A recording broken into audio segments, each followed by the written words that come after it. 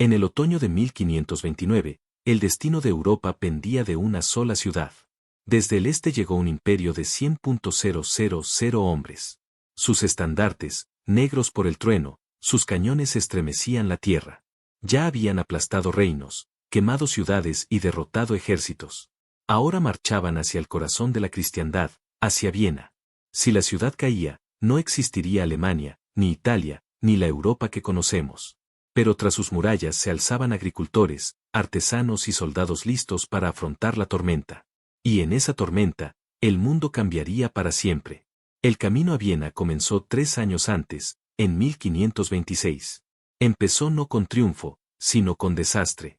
En las llanuras del Reino de Hungría, cerca de un pequeño pueblo llamado Mohács, en lo que hoy es la Hungría moderna, 2 ejércitos se enfrentaban bajo densas nubes de verano. A un lado se alzaba el orgulloso pero desvanecido reino húngaro. Caballeros de brillante armadura, estandartes pintados con santos y la fe en que Dios los protegería. Al otro lado, la imparable maquinaria del Imperio Otomano. Decenas de miles de soldados entrenados desde la infancia para obedecer, luchar y ganar. La batalla duró solo 2 horas. Para cuando empezó a llover, ya había terminado. El ejército húngaro había desaparecido. Abatido, disperso, ahogado en las marismas de la llanura del Danubio. Su rey, Luis II de Hungría, con apenas 20 años, murió al intentar huir cruzando un arroyo inundado. Su corona fue encontrada días después, flotando en el lodo. Ese momento lo cambió todo. Hungría dejó de existir como reino y se abrió de golpe una gran puerta hacia Europa central. Desde el este, el Imperio Otomano avanzaba como una marea creciente.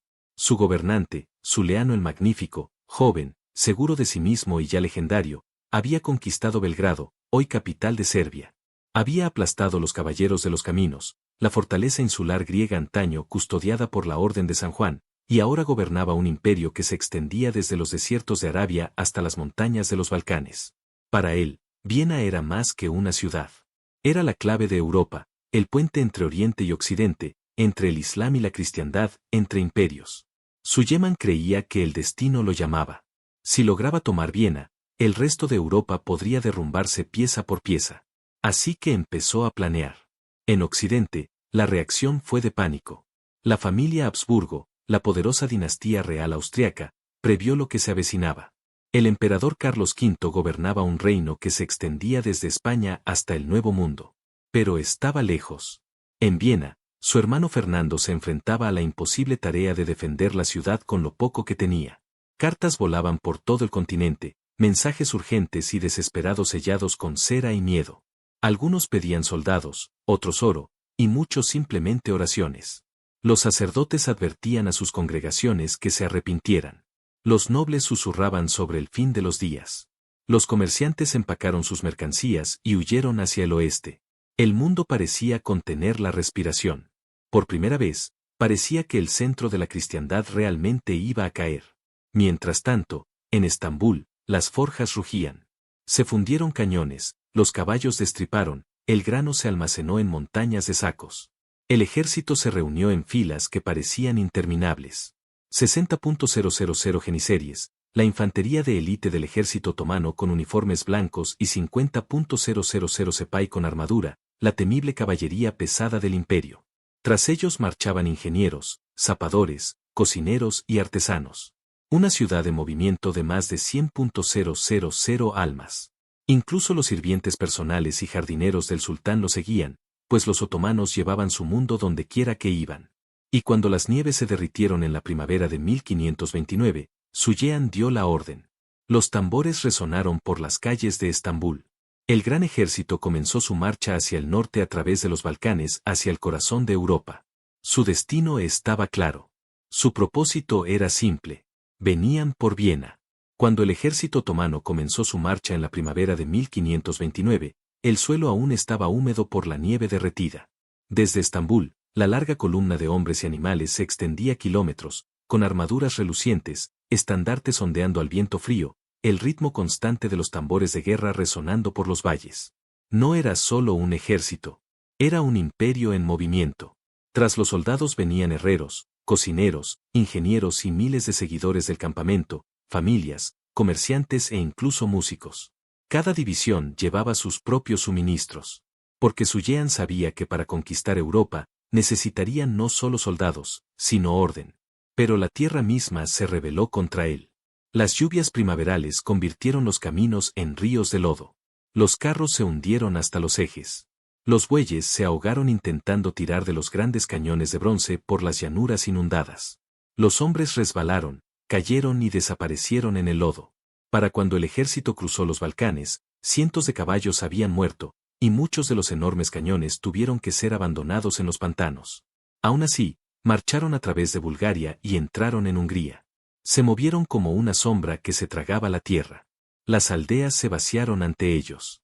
Humo se elevaba de las granjas, ya fuera por miedo o por fuego, nadie podía resistir semejante fuerza. Ningún rey, ningún ejército, ninguna muralla. Suyean cabalgaba a la cabeza de su ejército, tranquilo y silencioso. Vestía una sencilla armadura de acero oscuro, pero su estandarte, una media luna dorada sobre seda escarlata, brillaba por encima de todos los demás. A su lado escribían sus visires, generales curtidos por años de conquista. Llevaban mapas, informes y listas de pueblos que ya prometían caer. A medida que el ejército se adentraba en Europa Central, el clima empeoraba. La fría lluvia azotaba las columnas. Los ríos se desbordaban. Las provisiones se pudrían en sus carros. Incluso la poderosa maquinaria de guerra otomana comenzó a ralentizarse, atascada por el mismo lodo que se había tragado a los defensores de Hungría 3 años antes. Por la noche, los soldados encendían grandes hogueras a orillas del río Danubio. Sus tambores resonaban suavemente contra la lluvia y sus oraciones se mezclaban con el viento. Ya no marchaban simplemente. Estaban resistiendo. En Viena, la noticia de la invasión corrió como un trueno. Los exploradores informaron de aldeas quemadas y puentes destruidos. Los habitantes de la ciudad trabajaron día y noche para prepararse. Se reforzaron las murallas, se reforzaron las puertas con hierro y se despejaron los mohús. Se colocaron barriles de pólvora. Todo hombre apto para el combate fue llamado a defender las murallas. Dentro de la ciudad, el pánico y la fe se abrían paso en cada corazón. Las iglesias estaban llenas. También las armerías. Mujeres y niños llevaban piedras a las murallas. Los sacerdotes recorrían las murallas con crucifijos en alto, bendiciendo cada cañón. Todos sabían que la tormenta se avecinaba, y que sería diferente a todo lo que Europa había visto desde la época de Roma. Dentro de las murallas de Viena, la ciudad se preparaba para la tormenta. Nadie sabía exactamente cuándo llegarían los otomanos, solo que venían. Cualquier sonido en la distancia podría haber sido truenos o tambores. El hombre al mando era el conde Nicolás von Ams, un veterano general de casi 70 años. Su rostro estaba surcado por décadas de guerra, pero su mente era aguda como una espada. A su lado estaba Wilhelm Roggenorf, otro veterano de las campañas de los Habsburg. Juntos, comandaban apenas 20.000 defensores, soldados, ciudadanos y voluntarios extranjeros contra un enemigo 5 veces más numeroso. Las fortificaciones de Viena eran antiguas, construidas para una época anterior a los cañones. Así que la gente reconvirtió su ciudad en una fortaleza. Se extrajo tierra de los jardines y se apiló para construir nuevas murallas. Se derribaron casas de piedra para reforzar las murallas. Cada campana de iglesia se fundió en balas. Las mujeres cargaban cestas de tierra. Los niños acarreaban piedras. Los sacerdotes bendecían las barricadas. A principios de otoño, la ciudad misma parecía haberse convertido en un defensor viviente. Se racionó la comida. Se limpiaron los pozos. Cada torre tenía sus vigilantes, cada puerta su guardia. Por la noche, los ciudadanos dormían con armadura. Sabían que, una vez que comenzara el asedio, no podría llegar ayuda. El ejército de socorro más cercano estaba a semanas de distancia, en Alemania, y las carreteras pronto serían cortadas por los exploradores otomanos. Más allá de las murallas, el horizonte brillaba rojo, donde ardían las aldeas. Los refugiados inundaban la ciudad. Agricultores, monjes y campesinos cargaban con sus pocas posesiones. Las puertas finalmente se cerraron tras los últimos. Desde ese momento, Viena quedó sola. Entonces, una mañana gris de finales de septiembre, las colinas comenzaron a moverse. Apareció la primera vanguardia otomana. Líneas de caballería coronando las lomas, sus armaduras brillando como escamas en la penumbra. Tras ellos venían las interminables columnas de infantería, con cañones de asedio tirados por bueyes y estandartes ondeando bajo un viento gélido. El aire temblaba con el redoble de sus tambores. Los defensores de las murallas podían ver las doradas tiendas del sultán alzándose como una ciudad de seda en el valle. Era una vista magnífica y aterradora a la vez. El poderío de Oriente se alineaba contra el corazón de Europa.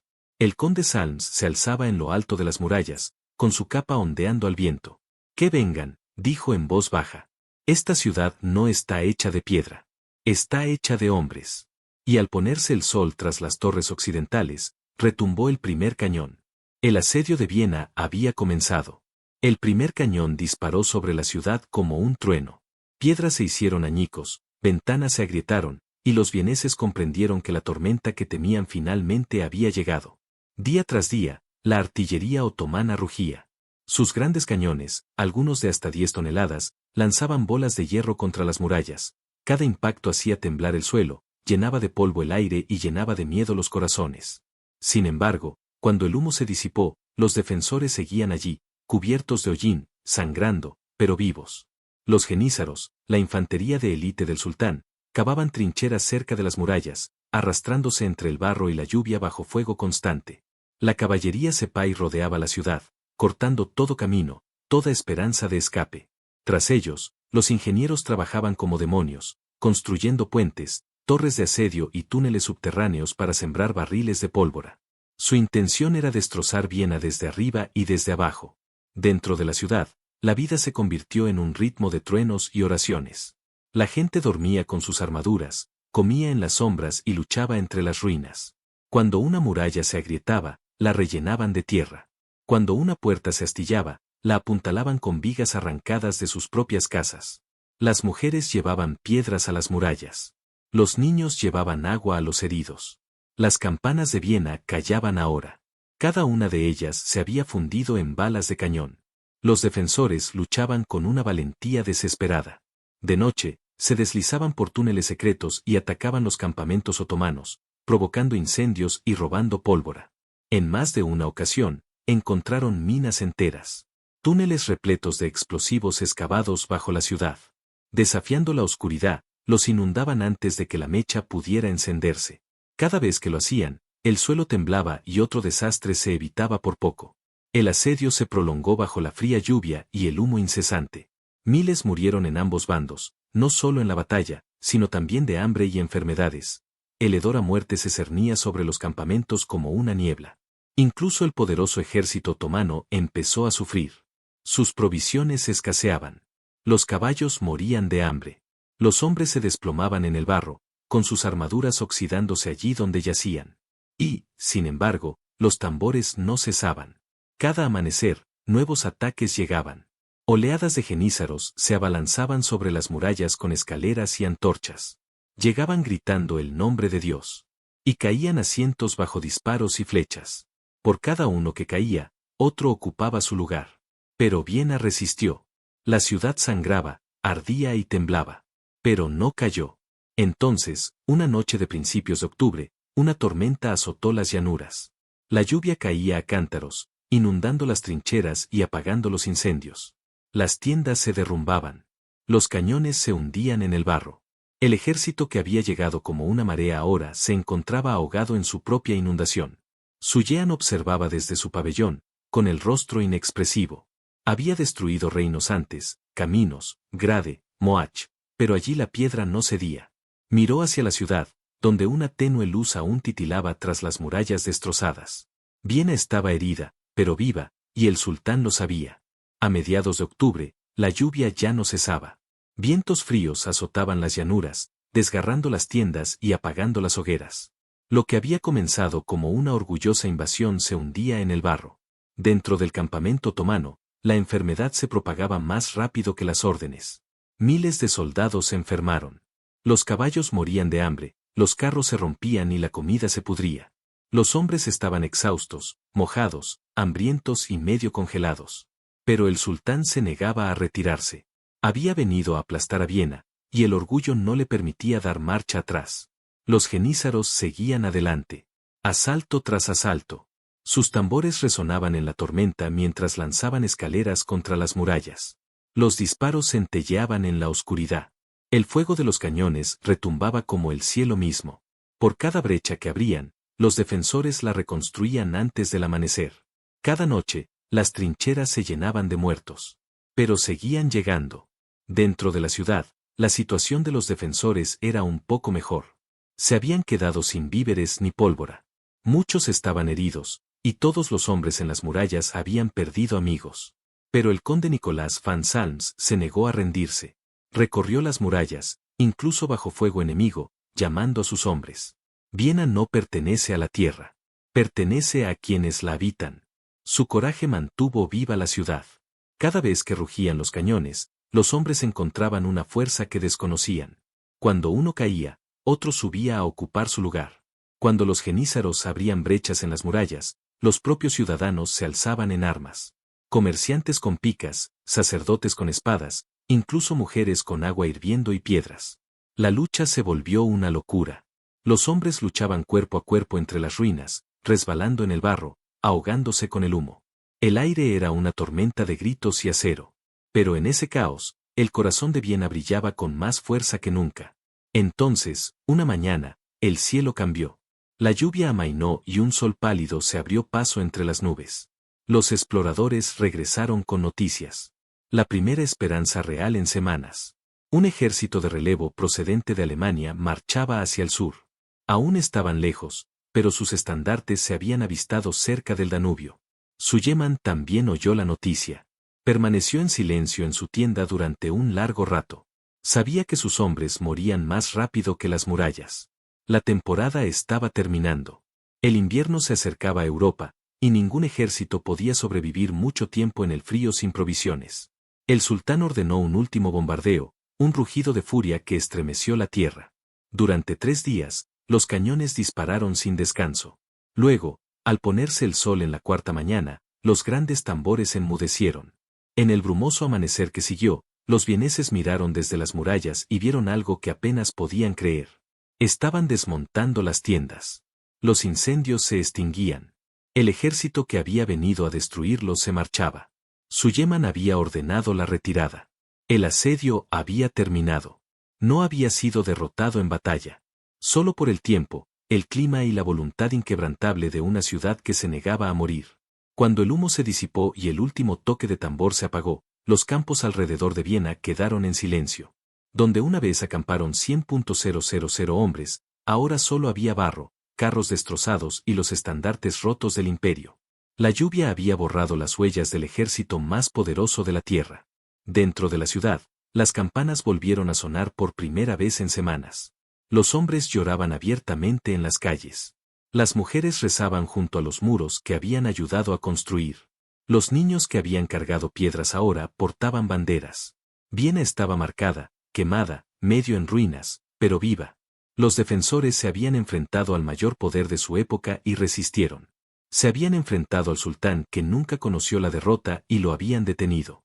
Las murallas de Viena se habían convertido en las murallas de Europa. Para el Imperio Otomano, la retirada de Viena ensombreció su gloria. Suleimán el Magnífico regresó a Estambul. Todavía rey, todavía conquistador, pero ya no invencible. Lucharía de nuevo y volvería a ganar, pero el sueño de conquistar Occidente había comenzado a desvanecerse. El imperio que dirigía viviría siglos más. Pero su apogeo había pasado en los campos fangosos de Viena. Para Europa, la victoria se convirtió en leyenda. Los poetas la llamaron un milagro. Los sacerdotes la llamaron justicia divina. Y durante generaciones, los padres dijeron a sus hijos que cuando las murallas de Viena resistieron, toda Europa se mantuvo con ellas. Pero más allá de la fe y el orgullo, algo más profundo perduró.